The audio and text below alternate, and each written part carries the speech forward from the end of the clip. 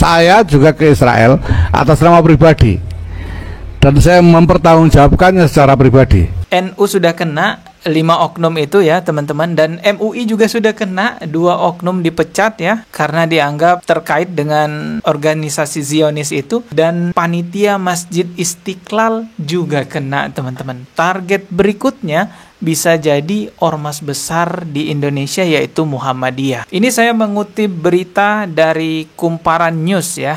Di sini ada berita yang menyebutkan bahwa Pak Din Samsudin itu 2 kali tolak undangan ke Israel, teman-teman. Pak Din Samsudin ini adalah seorang mantan ketua umum Muhammadiyah. Saya juga ke Israel atas nama pribadi dan saya mempertanggungjawabkannya secara pribadi. Ya. Dan saya juga, kalau saya waktu saya ke sana, saya tidak pernah menyebut-nyebut NU, tidak pernah. Ya kecuali Gus Dur yang saya katakan sebagai guru saya ya, dan inspirator saya ya. Tapi segala sesuatunya saya bertanggungjawabkan secara pribadi. Saya juga ke Israel atas nama pribadi. Ya.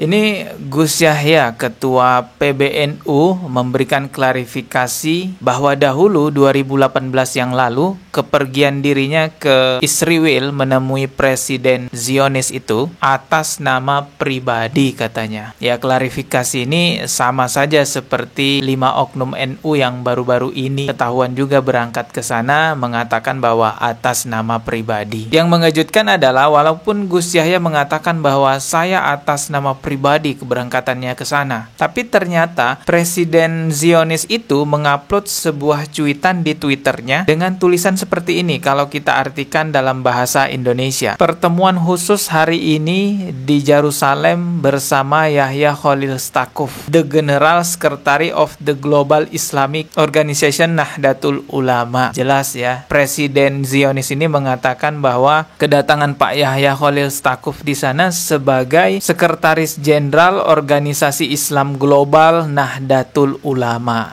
Jadi Pak Yahya Khalil Stakuf ini merasa bahwa kedatangannya ke sana atas nama pribadi, tapi ternyata Presiden Zionis itu menyambut kedatangan Pak Yahya Khalil Stakuf sebagai Sekretaris Jenderal Organisasi Islam Global Nahdlatul Ulama. Ini adalah postingan langsung dari Twitternya Presiden Penjajah Umat Islam, teman-teman. Bahkan lengkap juga dengan foto-fotonya, bahkan di situ juga tertulis I am very happy katanya ya. Jadi pihak Zionis ini merasa senang sekali kedatangan orang-orang dari negara Arab dan negara Muslim lainnya yang semakin dekat dengan Israel. Kedatangan Pak Yahya Khalil Stakuf ini spesial banget ya ke sana karena sampai ditulis namanya di Twitter dan juga lengkap dengan jabatannya saat itu sebagai Sekretaris Jenderal Organisasi Islam Global Nahdlatul Ulama. Jadi faktanya teman-teman, Pak Yahya Khalil Stakuf kan ngakunya berangkat ke sana atas nama pribadi, tapi ternyata Presiden penjajah itu menyambut Pak Yahya Khalil Stakuf datang ke sana sebagai salah satu pejabat organisasi besar Islam di Indonesia yaitu Nahdlatul Ulama. Dalam hal ini saya tidak tahu siapa yang berbohong. Saya tidak akan menjustis ya Pak Yahya Khalil Stakuf berbohong, dan saya juga tidak akan menjustis yang lainnya berbohong, teman-teman.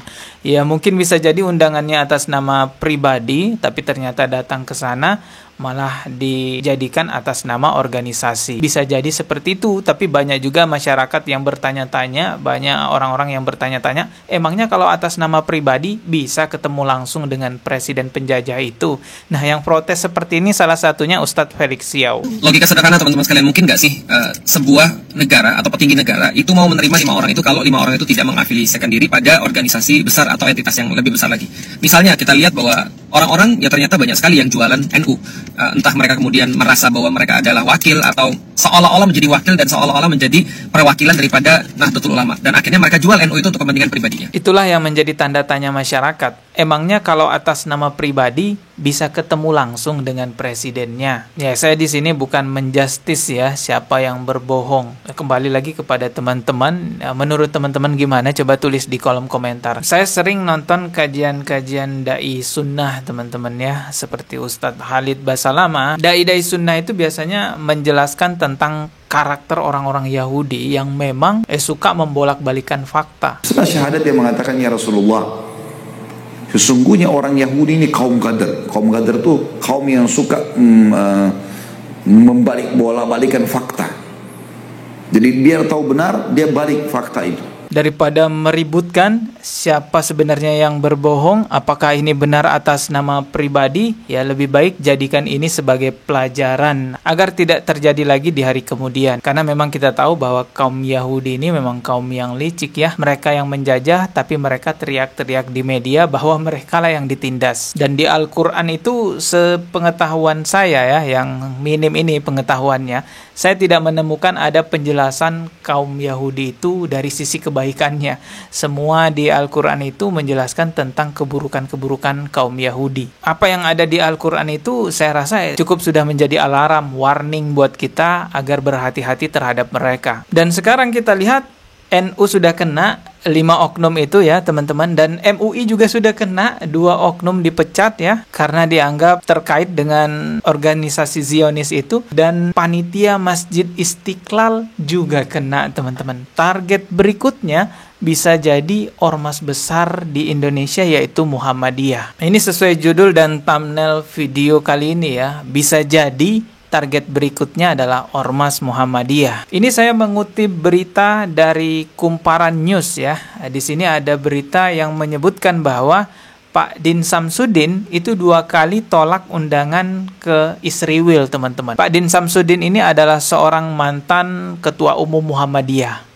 Nah, ini dia orangnya, teman-teman ya. Beliau memberikan pengakuan ataupun pernyataan di sosial media bahwa pernah juga diundang ke sana 2 kali, tapi ditolak, teman-teman. Saya bacakan langsung aja ya pernyataan beliau. Saya 2 kali diundang oleh organisasi yang sama, American Jewish Committee, untuk berkunjung ke Tel Aviv, dan saya katakan tidak. Kata dia saat ditemui di wilayah Jakarta Timur pada Kamis tanggal 18 bulan 7. Din menilai siapa saja yang menerima ajakan dari American Jewish Committee dan memutuskan pergi ke Tel Aviv didorong aspek kebutuhan ekonomi semata. Jadi memang ya ternyata di balik itu ada tawaran uang yang cukup besar ya. Ini pengakuan dari Bapak Din Samsudin yang merupakan mantan Ketua Umum Muhammadiyah. Jadi sudah mulai ya, ada juga itu upaya-upaya untuk menembus Ormas Muhammadiyah. Tapi mungkin karena tidak semudah ormas-ormas lainnya, akhirnya sampai sekarang masih belum berhasil. Kalau Ormas Muhammadiyah yang diiming-imingi uang, saya rasa nggak akan tembus karena kita tahu Ormas Muhammadiyah itu kaya raya, bos. Itu uangnya Muhammadiyah berapa banyak tuh.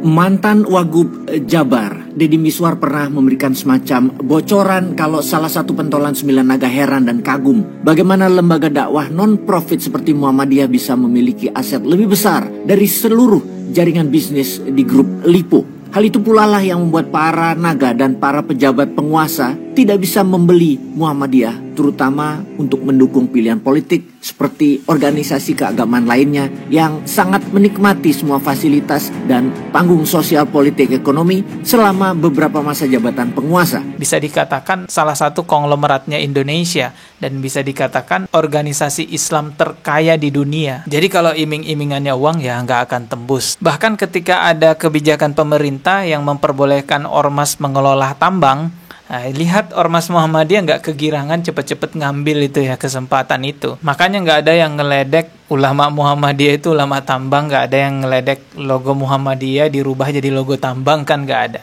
Bukan itu pembahasan kita, teman-teman. Dan dari sisi manhaj juga saya lihat Muhammadiyah ini cukup kuat ya manhaj salafnya. Jadi saya rasa sulit untuk ditembus oleh para Zionis itu. Tapi ya tetap harus hati-hati ya. Karena sekelas MUI aja juga tembus kan. Dan MUI juga mengingatkan kepada masyarakat untuk berhati-hati karena sekarang banyak agen Zionis yang bersebaran di Indonesia. Yang harus ekstra hati-hati itu ya terutama masyarakat yang memiliki status sosial tinggi seperti tokoh organisasi ataupun pengurus masjid besar di Indonesia. Itu hati-hati nanti diiming-imingi uang tuh sama Zionis. Oke teman-teman, kita ketemu lagi di video berikutnya. Subscribe dan juga loncengnya ditekan sebagai notifikasi. Wassalamualaikum warahmatullahi wabarakatuh.